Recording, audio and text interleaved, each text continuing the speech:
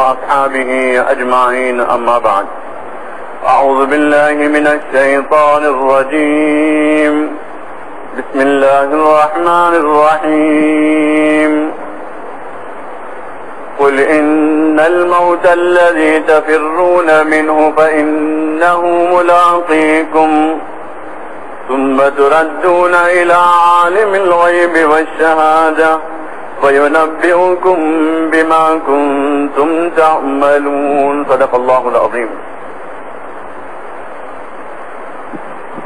படைத்த நாயன் அல்லாஹ்வுக்கு சுப்ஹானஹு வ தஆலாவை புகழ்ந்து அவனது தூதர் முஹம்மது முஸ்தபா ஸல்லல்லாஹு அலைஹி வஸல்லம் அவர்கள் மீதும் அவர்களை பின்பற்றிய சஹாபாக்கள் தாபிஈன்கள் கியாமம் வரை உலகத்திலே வரக்கூடிய முஸ்லிமான மூமினான ஆண்கள் பெண்கள் அனைவர் மீதும் ஸலவாத்தும் ஸலாமும் உண்டாவதாக.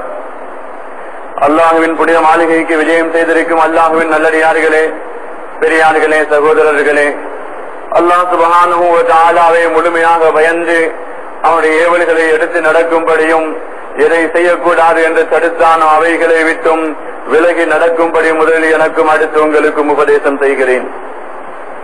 மேலானவர்களே, அல்லாஹ் சுப்ஹானஹு வ தஆலா உலகத்திலே நம்மை ஒரு குறுகிய காலத்திற்கு அனுப்பி இருக்கிறான். ஆலமி அருவாகிலே இருந்து பிரயாணத்தை மேற்கொண்ட நாம் நம்முடைய பிரயாணத்தை தொடர்ந்து சென்று சுவர்க்கத்தை அடைய வேண்டியவர்களாக இருக்கிறோம். அதனை இடையிலே உலகத்துடைய குறுகிய கால வாழ்க்கையில் நாம் தங்கி இருக்கிறோம். நஸல்னா ஹாஹுனா சும்மர் தஹல்னா கதத் துன்யா நுஸூலுன் வர்திஹாலுன். ஒரு இடத்திலே நாம் தங்கியிருக்கும் பொழுது ஒரு புலவர் கூறுகிறார், நாம் இங்கே வந்திருக்கிறோம், இதே போன்று தான் இந்த இடத்தை விட்டு பிரிந்து செல்வதை போன்று உலகத்திற்கு நாம் வருகை தந்திருக்கிறோம், இதை விட்டும் நாம் பிரிந்து செல்ல வேண்டியது இருக்கிறது. உமர் இப்னு அப்துல் அஸீஸ் ரஹிமஹுல்லாஹு அன்ஹு அவர்கள் தன்னுடைய குத்பாவிலே கூறும் பொழுது கூறினார்கள், ஒவ்வொரு பிரயாணத்திற்கும் கட்டிச்சாதம் என்பது கட்டாயமாக இருக்கிறது.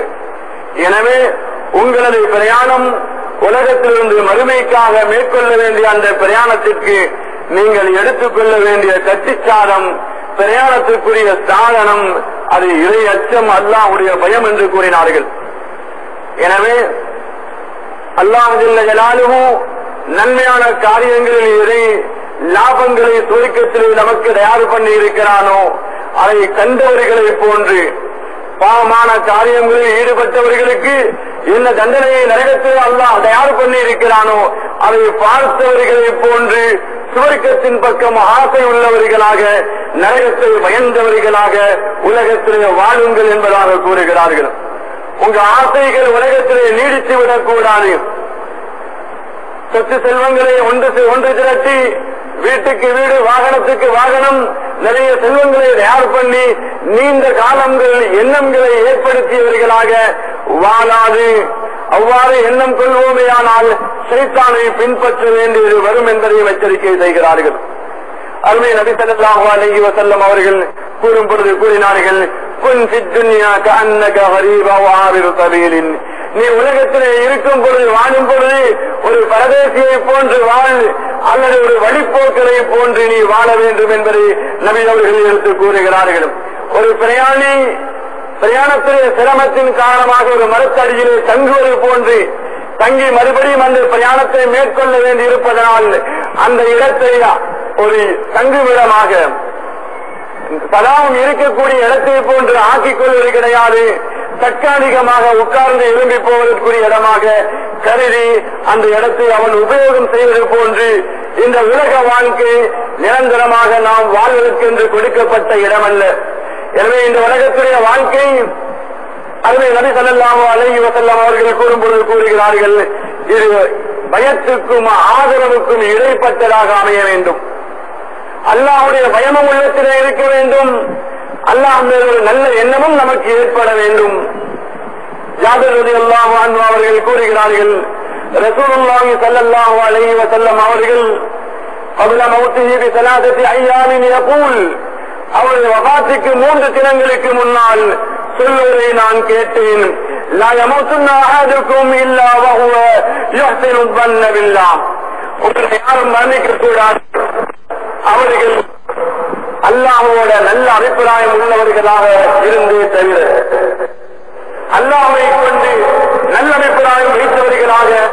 நாம் மரணிக்க வேண்டும் என்பது இந்த ரிவாயத்தின் மூலமாக தென்படக்கூடியதாக இருக்கிறது. அல் ஈமானு பைனல் ஹௌஃபி வல் ரஜா, ஈமான் என்கிறது பயத்துக்கும் ஆதரவுக்கும் இடைப்பட்டது எங்களுடைய விளக்கத்தில் கூறுகிறார்கள். மனிதன் பயந்து கொண்டு இருக்கணும், அல்லாஹ் மேல நல்லெண்ணமும் வைக்க வேண்டும். ஹதீஸுடைய வழக்கம் சொல்லக்கூடியவர்கள் கூறுகிறார்கள், திடகாத்திரமாக வாழும் பொழுது, ஆரோக்கியமாக வாழும் காலத்திலே பயந்து கொண்டு வாழ வேண்டும். அல்லாஹ் என்னை பிடித்து விடுவான், என்னுடைய குற்றம் குறைகளுக்கு அல்லாஹ் பிடித்தால் நான் தப்பிக்க முடியாது என்கிற பய உணர்வோடு அவன் தன்னுடைய வாழ்க்கையை அமைத்துக் கொள்ள வேண்டும். மௌத்துடைய அடையாளங்கள் காணும் பொழுது, வலிவடிவத்தை அடையும் பொழுது, மௌத்துக்கு நெருங்கும் பொழுது அல்லாஹ் மேல நல்ல அபிப்பிராயம் உள்ளவர்களாக நாம் ஆகிக்கொள்ள வேண்டும். அல்லாஹ் நம்மை மன்னித்து விடுவான் என்கிற ஆதரவு உள்ளவர்களாக நாம் மரணித்து அல்லாஹ்வை நெருங்க வேண்டும் என்பதை அந்த ரிவாயத் நமக்கு எடுத்து கூறுகிறது. மேலானவர்களே, அந்த அடிப்படையில் நம்ம ஒவ்வொருவரும் இந்த பிரயாணத்தை மேற்கொள்ள இருக்கிறோம். என்று ஒரு நாளைக்கு அந்த மௌத்தை சந்தித்தே தீருவோம். அந்த மௌத்தை பற்றி அல்லாஹ் ஒரு இடத்திலே கூறும் பொழுது கூறுகிறான், குல் இன்னல் மௌத்தல்லதி தஃபிர்ரூன மின்ஹு ஃபஇன்னஹு முலாகீகும். இந்த மௌத்தை கண்டு நீங்கள் பயந்து ஓடுகிறீர்களோ, இந்த மௌத்து நிச்சயமாக உங்களை ஒரு நாளை வந்து பிடிக்கும். மௌத்தை பார்த்து நீங்க ஓடுகிறீர்கள் என்று அல்லாஹ் கூறுகிறான். மேலானவர்களே, மௌத்தை பார்த்து நம்முடைய நிலைமைகள் 3 நிலைமைகள் இருக்கிறது. மனிதர்கள் பொதுவாக சிலர் துனியாவுடைய மோகம் கொண்டவர்கள், துனியாவுடைய ஆசைகளே மூழ்கி இருப்பவர்கள்.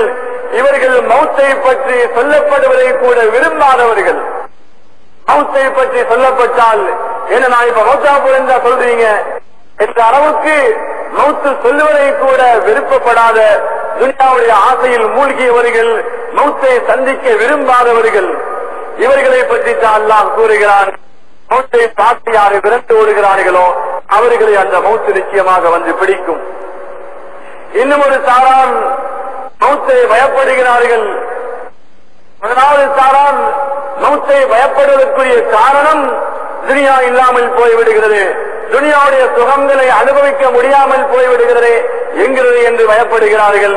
அவர்களைத்தான் அல்லாஹ் எச்சரிக்கை செய்கிறான், மௌத்தை கண்டு பயந்தோடக்கூடியவர் என்பதாக.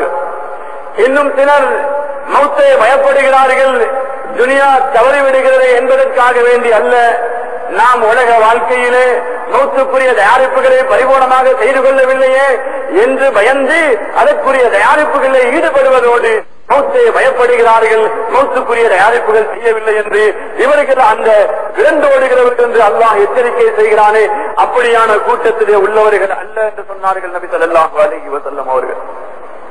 நபி ஸல்லல்லாஹு அலைஹி வஸல்லம் அவர்கள் ஒரு தடவை கூறும் பொழுது கூறினாங்க, மன் அஹப்ப லிகா அல்லாஹி அஹப்ப அல்லாஹு லிகாஹு. யார் அல்லாஹ்வை சந்திப்பதை விரும்புகிறார்களோ அல்லாஹ் அவரை சந்திப்பதை விரும்புகிறான். வமன் கரிஹ லிகா அல்லாஹி கரிஹ அல்லாஹு லிகாஹு. யார் அல்லாஹ்வை சந்திப்பதை வெறுக்கிறார்களோ அல்லாஹ்வும் அவனை சந்திப்பதை வெறுக்கிறான் என்று கூறினார்கள். அப்ப நாங்களும் அல்லாஹ்வை சந்திக்கிறது மௌத்தின் மூலமாக. ஹஜ்ரத் ஆயிஷா ரலியல்லாஹு அன்ஹா அவர்கள் கூறுகிறார்கள், யா ரசூலல்லாஹ் இன்னா லனக்ரஹுல் மௌத்த, நாமும் மௌத்தை வெறுக்கிறோம் என்று சொன்னார்கள். நபி ஸல்லல்லாஹு அலைஹி வஸல்லம் அவர்கள், நீங்க சொல்ற அந்த வெறுப்பு அல்ல இங்கே சொல்லப்படக்கூடியது, நீங்க வெறுக்கிற வெறுப்பு அல்ல. ஒரு முஃமின் அவருக்கு மௌத்து நெருங்குமையானால் சுவர்க்கத்துடைய சொகுசுகள், சுவர்க்கத்துடைய இன்பங்கள் அவருக்கு முன்னால்